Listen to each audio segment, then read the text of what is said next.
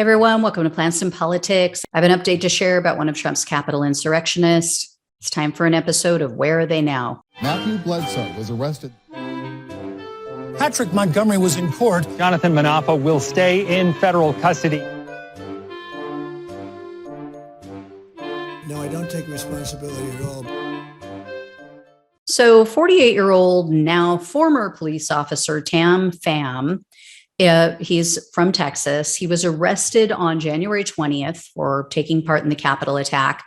Pham was seen in photos and on video inside the Capitol where he posed for pictures. When Pham was interviewed by the FBI, though, he told them that he was in D.C. for his wife's business and that he only attended Trump's rally and then went to the Capitol because he wanted to witness history.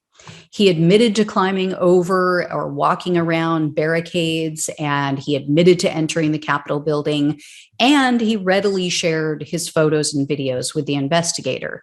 So Pham was turned in by his own police chief, and once his actions were revealed, he resigned.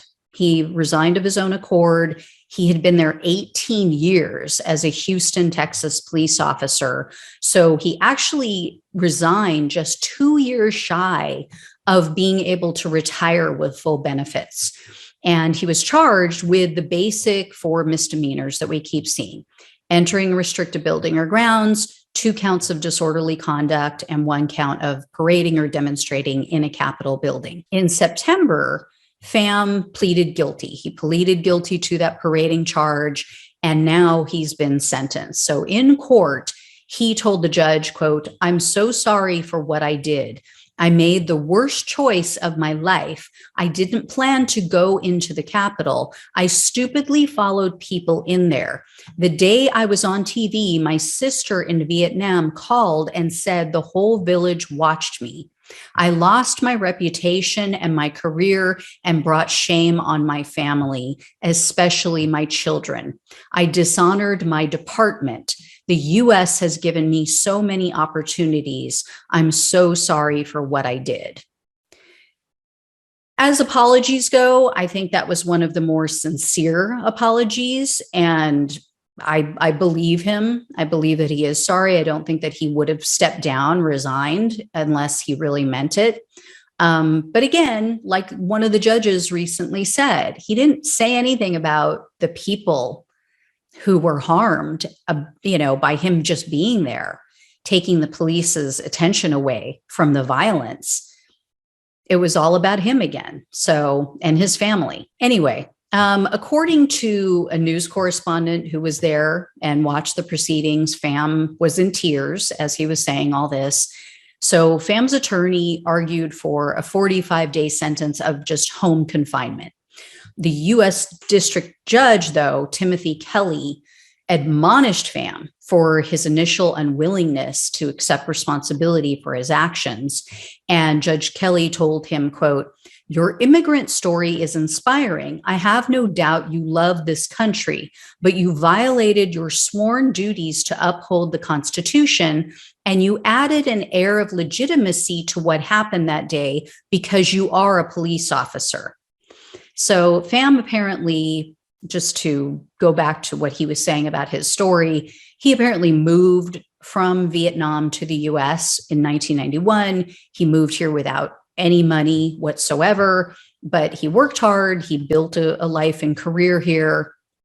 And when all was said and done, even with, this story and with his apology, the judge sentenced him to 45 days in jail, and he ordered him to pay a $500 restitution fee and a $1,000 fine. So this, again, I think this guy was sincere, and he has worked as an officer. He has served his community. He hasn't had any other issues, legal issues.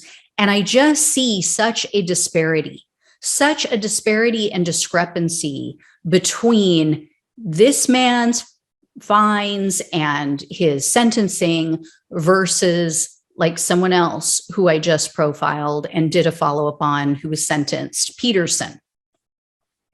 15 days versus 45 days. I mean, yes, okay, I get it. This guy knew better. He knew he was breaking the law. That is something that the judge mentioned. Obviously, he was a police officer.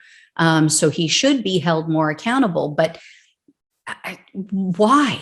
I mean, the other guy was bragging about it, laughing about his actions. Why doesn't he deserve 45 days and a $1,000 fine?